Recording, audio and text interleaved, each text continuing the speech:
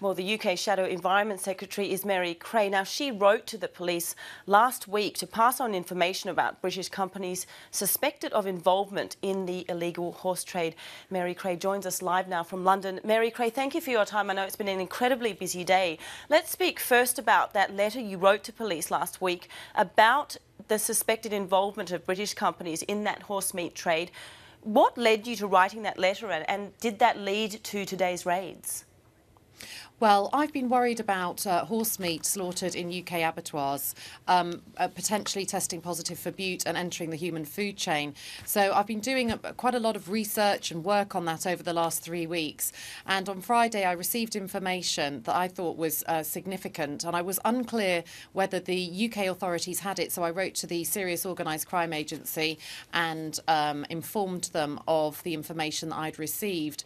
The companies, I haven't named the companies as yet, and they are not the companies that were announced in these swoops today that we've heard about.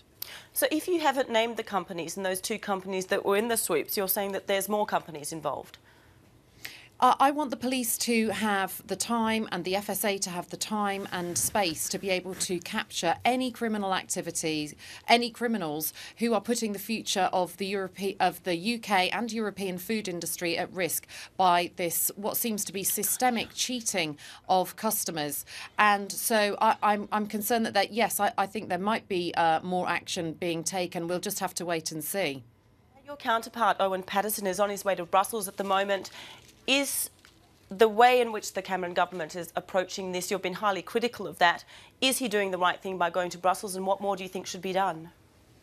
Well, clearly he should be in Brussels because this is a European-wide problem, but we've got a deregulatory, anti-European government now crying out for the European Union to do tighter regulation, more regulation, when they've actually argued for deregulation across the European Union in a whole series of attempts to protect consumers, whether it's about labelling, so it's not been great. But the other thing is this has been breaking for the last 3 weeks, and Owen Paterson had his first meeting with the food industry on a Saturday morning, had to be called back by Number 10 from by the Prime Minister to get